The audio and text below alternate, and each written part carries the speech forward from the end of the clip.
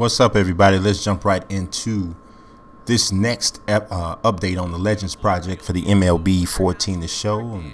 It's going to run into MLB 15 The Show and all of that probably.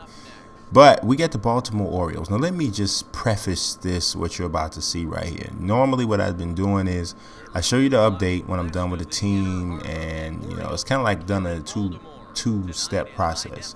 First, you see the players as they're going to be made, physically they're already done.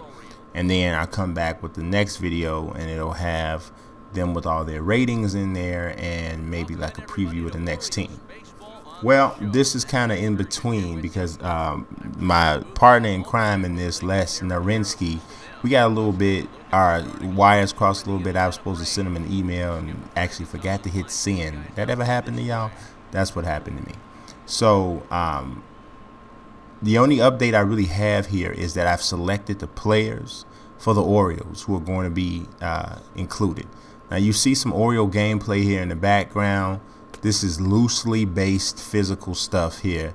A lot of this stuff is going to change. Like say for instance, this is Jim Palmer on the mound. As you can see, he is going to be the #1 starting pitcher. But I don't believe this is the right motion, and I know his pitch repertoire is not correct because there's no palm ball here, and that was like his #1 pitch.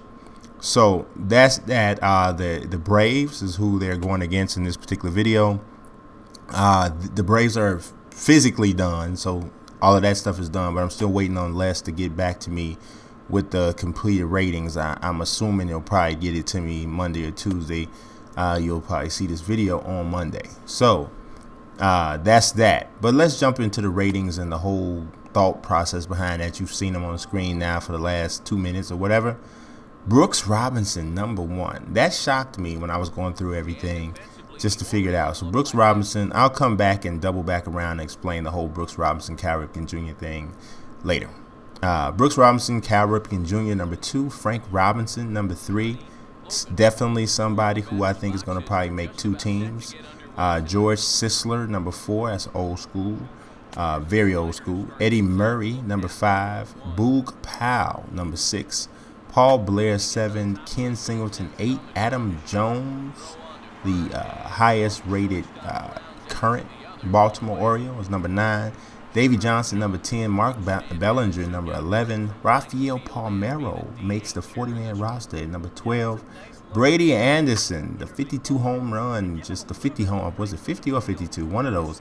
Just one of them crazy enigmatic seasons. A lot of people blame it on steroids. Whatever. #14, Jim Gentile. #15, Miguel Tejada.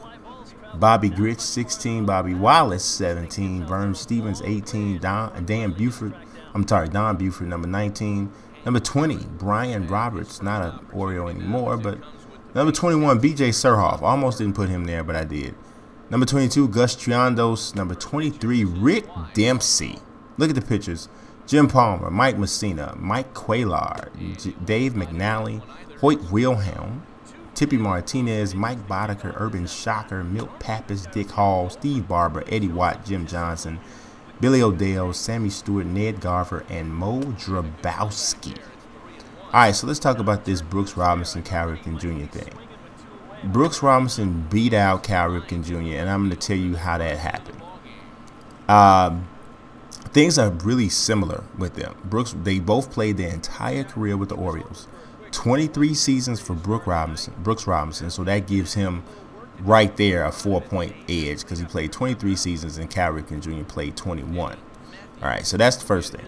Now Ripken does have 2 MVPs, two regular season MVPs to Brooks Robinson's 1, but Brooks equals that out in the point totals because he has a World Series MVP, which is something that Cal Ripken Jr. never got. Cal Ripken played in the one World Series, I almost said Super Bowl, 1 World Series, and they won that.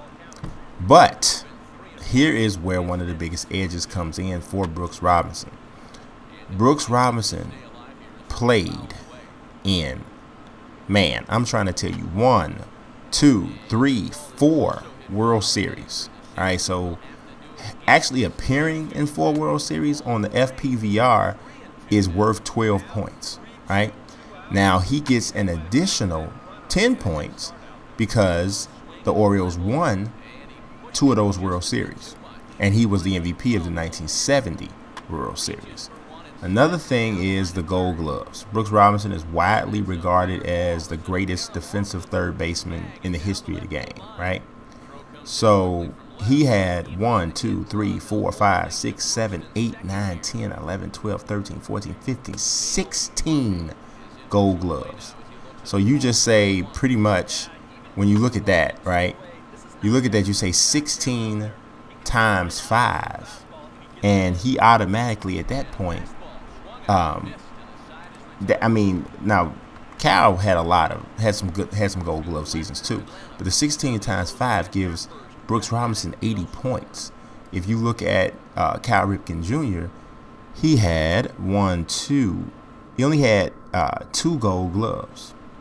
So so he only had 2 Gold Gloves, so that's only 10 points there for Gold Gloves. Now, All-Star appearances, Ripken had 1, 2, 3, 4, 5, 6, 7, 8, 9, 10, 11, 12, 13, 14, 15, 16, 17, 18, 19 All-Star appearances. Brooks Robinson had 1, 2, 3, 4, 5, 6, 7, 8, 9, 10, 11, 12, 13, 14, 15. So Cal gets him in the All-Star appearances. But I think the real big deal was the fact that the team success. The team success is what got Brooks there at the top. But it doesn't really matter, really, because they're both on the team. They're both starters. So it doesn't really matter, right? So let's look at something else here. Just look at the starters. So starting at shortstop is Ripken. Starting at first base would be George Sisler. Starting at second base is Davey Johnson. Third base is Brooks Robinson. Center field is Paul Blair. Right field is Frank Robinson. Left field is Boog Powell. The catcher is B.J. Surhoff. Now, B.J. Surhoff actually started his career as a catcher, but when he was with the Orioles, I'm pretty sure all he played was left field and maybe third base. But because he played catcher, I kind of put him there. I was a little shaky with that. I almost went with Gus Triandos there just because he played, majority of his career with the Orioles as a catcher, but no matter. B.J. Surhoff is a catcher. The DH is Eddie Murray. Eddie Murray was a beast, but George Sisler's his stats was just ridiculous, right? So we had to put him there. All right, now look at this. Look at the rotation. So everybody that you see here is a part of the 40-man roster. All right, so but only a few guys actually. I didn't do it the way I usually do it, where I show who's actually on the major league roster and who is not going to be on the major league roster. But there are I know that, let's see, Ken Singleton is a major league roster. Adam Jones is too. Mark Bellinger is. I believe Rafael Palmeiro is. Rick Dempsey isn't. I have to go back and look at it, but I'm not exactly sure. But that's the 40-man roster. Let's look at the pitchers, though. Number 1 starting pitcher is Jim Palmer. Jim Palmer's stats are, I don't know if people don't realize, if you're outside of Baltimore, you probably don't realize just how good that dude was. Jim Palmer was dominant. He was really dominant in the 70s and early 80s. So in late 60s, I would say, to the early 80s, he was dominant. Mike Messina, number 2. Mike Cuellar is 3. Dave McNally's number 4 starting pitcher. And number 5, Mike Boddicker. Boddicker and Palmer were the best pitchers on that Boddicker, Palmer, and McNally were the best pitchers on the 83 World Series team that actually beat the Chicago White Sox in the playoffs. I got some crazy trivia for you, though, right? In the 1983 ALCS, Baltimore pretty much handled the White Sox, but one of the crushing blows of that series was a mammoth. I believe it was a 3-run home run by Tito Landrum for the Orioles, right? Here's some crazy trivia. Paul Pierce, NBA basketball player now with the Washington Wizards, just signed with the Washington Wizards, is actually married to Tito Landrum's daughter. I was like, what? Really? How? What is that about? That's crazy. That's just some kind of crazy, weird kind of thing. But anyway, the closer is going to be Hoyt Wilhelm. Hoyt Wilhelm played for like 977 years. Something. It was a lot. It was a lot. So he's the closer. One of the first real, like, kind of dominant closers ever, period. So that's him. Let's see what else we got. A lot more relievers made it for the Orioles than made it for the Braves and the Diamondbacks, the first two teams that I did. So I don't know exactly why, but they did, because you had guys like Tippy Martinez, Dick Hall, Eddie Watt, Jim Johnson. I don't know why I didn't realize this, but Jim Johnson had 2 straight years he led the league in saves, 51 and 50. It's like, wow, yeah, he did his thing. And then you got Mo Grabowski. Now you got a lot of old timers here from the Baltimore Orioles, because the organization is St. Louis Browns, and so they go back like into the 19th century kind of thing. It's crazy, but they go back. So you got some guys like that here, like I believe Urban Shocker, and Eddie Watt, and Ned Garver, I believe, or some guys like that. Not that many hitters made it from that time with them, but they did. And in case you're wondering why a weak hitting guy like Dempsey made it, he played a long time with the Orioles, and he was World Series MVP. So that helped him quite a bit. He just barely scraped in at number 23, which is the last position spot for the 40-man roster.